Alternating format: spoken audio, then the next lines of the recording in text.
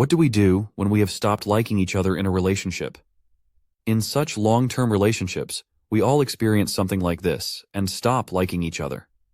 For some, these are permanent states, and for some, there are seasons when they don't like their partner, and very often, alienation occurs. The relationship breaks down, or we lose hope that the relationship has any meaning. Well, there are a few universal things, in addition to a whole list of other tools, of course, used in so-called couples therapy. It's the same with sowing and reaping. You put seeds in the soil. And what? And nothing. The seed must first die for something to grow, and only in deferred time can you reap the fruits of that. Well, it is the same here. We often change our perspective when the relationship has been bad for an extended period of time, approaching a terrible status, where so many negative emotions have accumulated, so much tension, various unexplained fallouts, where so many negative emotions have accumulated, with various conscious and unconscious grievances. Our focus will always be negative, looking for faults in someone. You will always find something. Remember, where focus goes, your energy flows. The habit of gratitude is one of the most powerful habits. We need to realize how much gratitude shapes our approach to what's going on. Gratitude causes us to stop taking things for granted. If you constantly want to see these good qualities in someone, but at some point you just get blown away into this negative state, then you wonder, why were we together?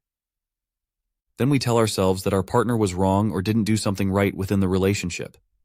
If we don't stop it, it will only grow more and more. The gratitude method deals with this very well. This is a powerful tool, and it helps a great many %. There are different methods to build the habit of gratitude. You can set the alarm clock at the same time every day and write down the things you are grateful for. Some people create a gratitude list or journal. Others try gratitude through meditation. It doesn't matter what form you choose. The important thing is that it is enjoyable for you, and you can do it several times a week. After some time, these activities will become a habit, and your mood will improve. The gratitude process consists of 2 stages. First, you have to realize a favorable experience, and then appreciate the source of your experience. The source of gratitude is usually the other person, but it can be nature, fate, faith, and even our actions. The habit of gratitude is a lens through which to enjoy and appreciate life more. Experts have thoroughly studied the habit of gratitude, and it, in itself, has positive influences. The benefits of the practice are many, but I will give you 4 of the most important ones. It improves the overall quality of life. Lowers blood pressure. Lowers cortisol levels, known as the stress hormone. Reduces the risk of heart disease.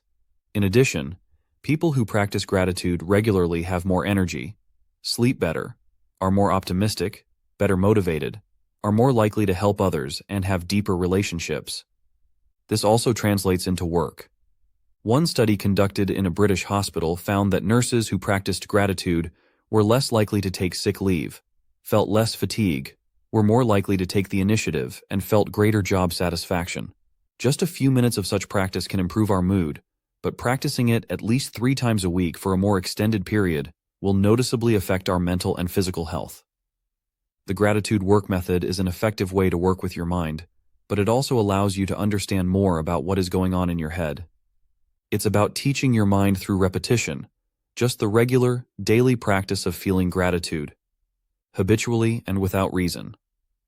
You must be careful what you let into your mind because the media and the current culture program your subconscious so that you constantly feel that something is missing for happiness.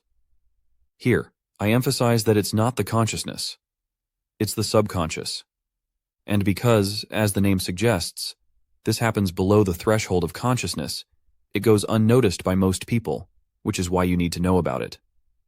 In this context, practicing mindfulness is a way to take control of this process, and also a way to reverse it, because once you start doing it consciously, you control what you put into your head. And on top of that, very importantly, you do it consciously, and repetition is habit forming. And this is the critical point.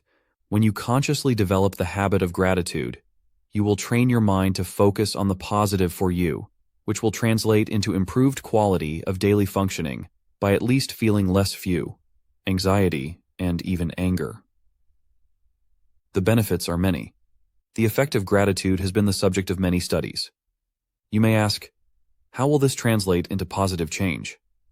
Well, instead of focusing intently on harmful and potentially dangerous things, which automatically creates uncertainty and largely also fear because the mind has a natural tendency to search for potential risks and dangers, you will instead begin to see everyday life in a slightly different, more positive way, as an opportunity, for example. And since this is already habitual, you won't have to consider it. It will happen automatically because that's how the subconscious works. It reproduces stored patterns. By practicing gratitude, you gradually change your habitual perception of reality. Only this time deliberately and consciously, to a reality that begins to support you instead of sabotaging and blocking you. Even if you don't feel that support, it won't have any ill effect.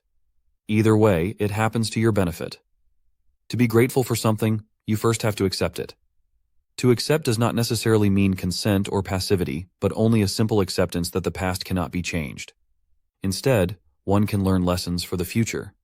One can be grateful for these supportive lessons. Another aspect of gratitude is that it is tough to feel happiness without being grateful at the level of the mind and ego. In addition, it is impossible to be unhappy while feeling gratitude, even for that moment when you focus on it. This is due to the properties of the conscious mind, which has great difficulty concentrating on several things simultaneously. Simply put, the so-called multitasking in humans is a myth. While concentrating on gratitude, you can't focus on sadness simultaneously. So I'll ask the rhetorical question: would you rather feel worse or better? Once you know that you can control this on your own, that's another benefit. When you start looking for and focusing on the positives, you will automatically begin to feel a change in your mood.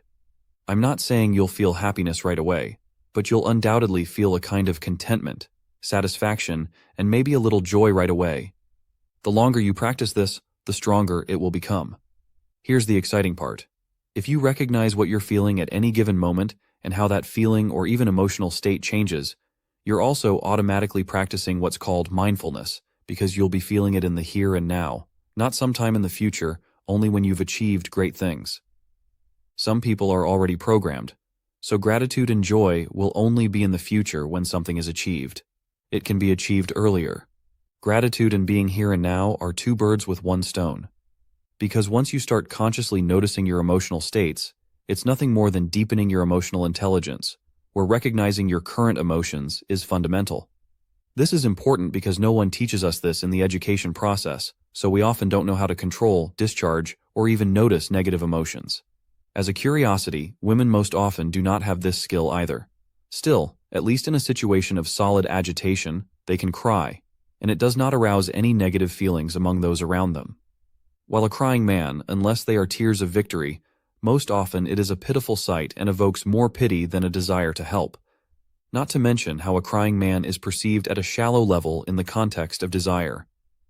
In addition, often in a situation of female crying, men turn on the mode of the white knight defender, which some women manipulators have learned to exploit diligently, squandering crocodile tears to achieve the desired behavior of other people. So, for men, the benefit of involuntary attentiveness training with gratitude training is that when you learn to notice your emotional states and their changes, you will also begin to see differences in the ladies. Such attentiveness is very helpful in figuring out women's nonverbal signals.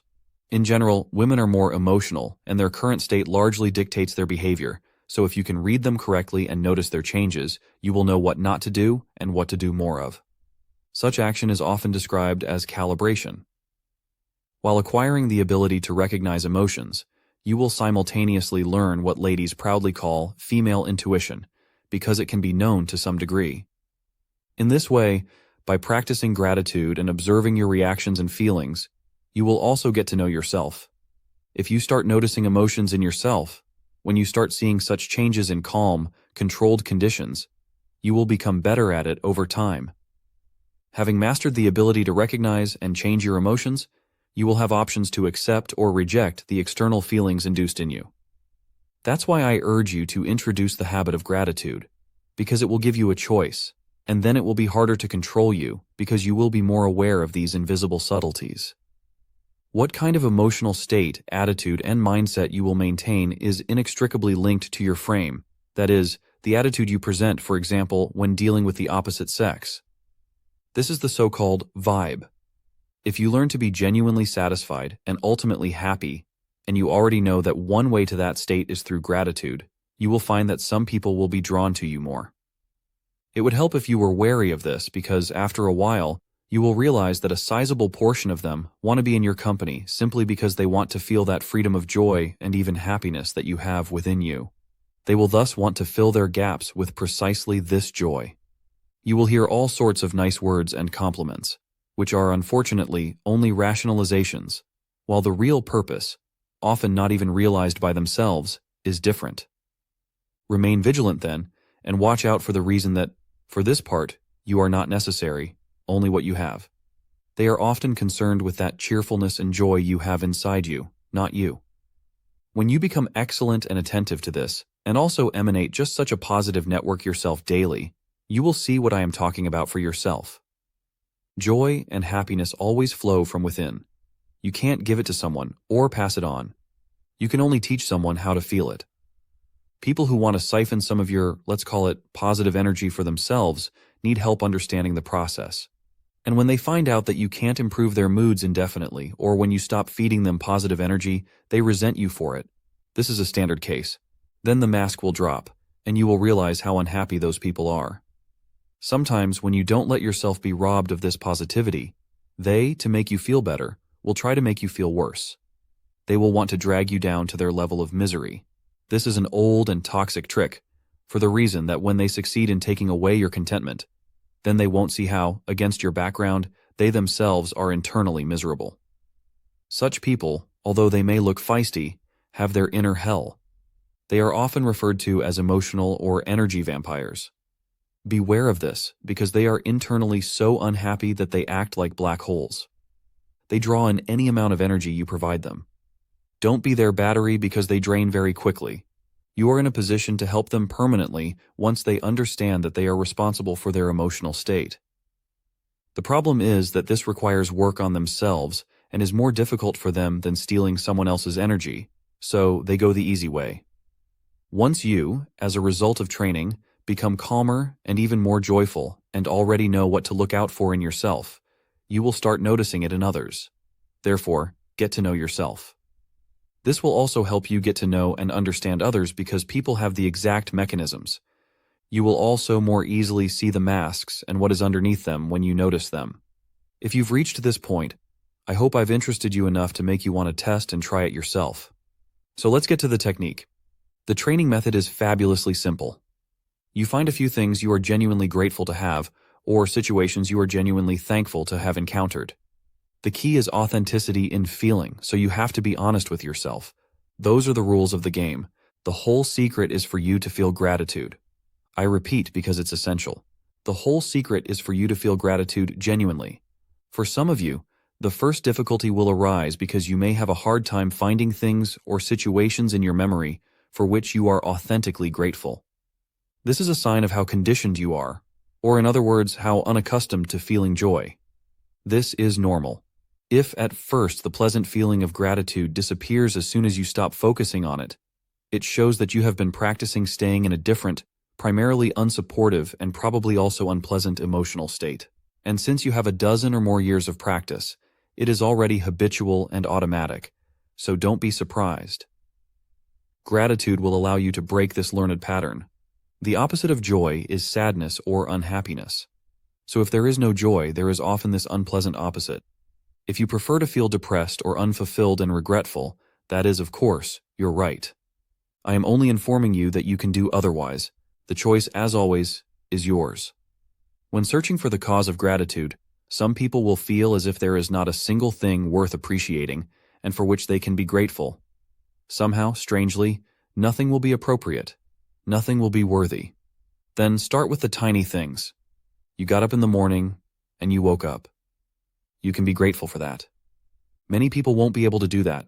Remember, the more you expect something and don't have it, the more you will suffer from focusing on that lack instead of what you have. Girls don't like sadness. What you have inside is your beliefs. What frame you have unconsciously manifests itself on the outside. In psychology, this is called the projection mechanism. The problem lies in expectations. You'll get to that if you test how gratitude works in practice. But I guarantee you that the big things will only give you joy if you know how to enjoy the little things. New sensations, new things or toys may give you satisfaction for a while, but it won't last long. That's because you have an ego, and the ego is perpetually hungry. If it is not contained or realized, it wants more and more. This is what marketing, for example, is based on, to fuel or create a feeling of lack in you, which you will already want to fill yourself with to feel better. You will also realize how much the environment and other people influence you when you notice this. You will recognize this by a straightforward relationship. At the very beginning of practicing gratitude, when you notice and feel even a momentary and subtle improvement in your mood, all you have to do is turn on some news program. All you have to do is leave the place where you have been practicing gratitude. Very quickly, the environment will try to redirect your attention so that you will return to the gray hopelessness again and feel worse again. In this aspect, conformism is harmful. For this reason, people who consciously get rid of the TV set from their homes are calmer because they don't litter their heads with messages that are not theirs.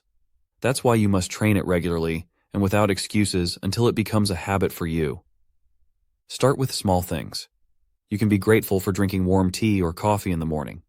You can be grateful for eating a delicious breakfast. These can be such small things. I remind you that it's about that feeling of gratitude, not the thing itself. If things are so dire right now that you can't find a single, even the most minor thing or circumstance for which you can be grateful, then recall at least one situation from the past when you genuinely felt gratitude. Focus on that moment. Recall those memories when you focus on them long enough, and it only takes a maximum of 12 seconds to start the process. You will start to feel that recalled feeling in the present.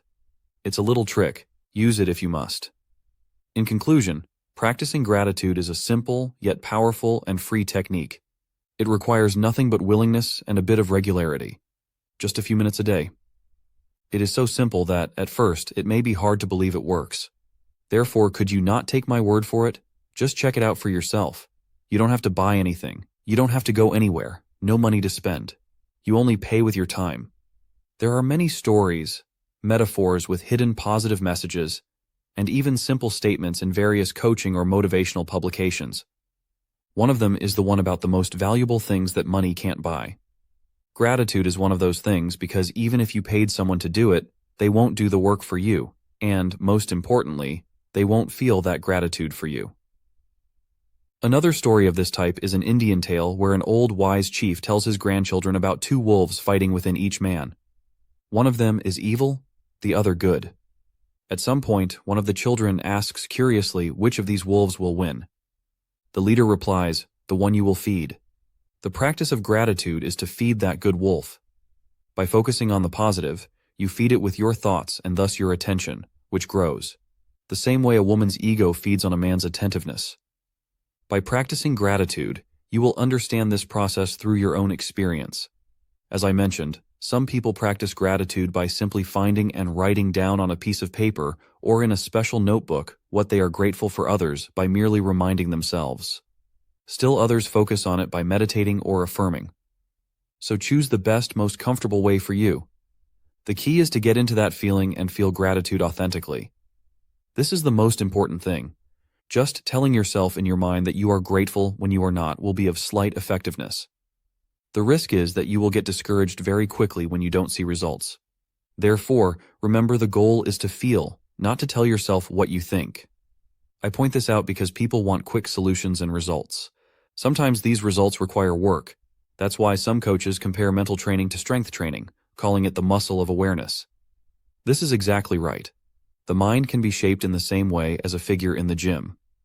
Either you do it consciously, or someone else will do it for you, which is why you need to know about it. I have yet to tell you about all aspects of this topic, but I hope enough to make you at least try it yourself. Being grateful does not mean that some mystical wealth will automatically and magically flow to you. Know that it won't happen, but it will improve your mentality. Almost every person wants to be happy, and they place happiness most often in objects outside themselves. And it doesn't work that way. This is a trap because it's precisely the opposite. Gratitude also reduces consumerism because you focus on and enjoy what you have rather than suffering from what you don't have. By focusing on material things, we unconsciously allow life to slip by faster. The habit of gratitude is not in the interest of companies because then you wouldn't voluntarily give them so much of your money, which doesn't mean you shouldn't pursue your goals. To the extent possible, we should pursue our goals. It's just that gratitude will make the journey a little more pleasant. You're only ever fighting against yourself. You take the side of evil or you take the good road. Now, let's go back to our relationship. You have learned the most effective way to start liking your partner again. I suspect you didn't expect that in this episode, but it's such an absolute foundation because there's no point in pushing yourself to solve crises if you don't like your partner. Before you start running, first learn to walk. You can always change your partner for a new one, but it is much better to repair the relationship than to change it for another. Especially since it is very often the case that later in subsequent relationships, we enter with the same baggage, and all statistics show that following relationships have a much higher risk of another breakup than the relationship we are usually in. I invite you to the next section. If you liked the material, leave a like and send it to a friend or someone close to you who may benefit from this knowledge. If you want to support our work and help us create more valuable videos, there is a link in the description.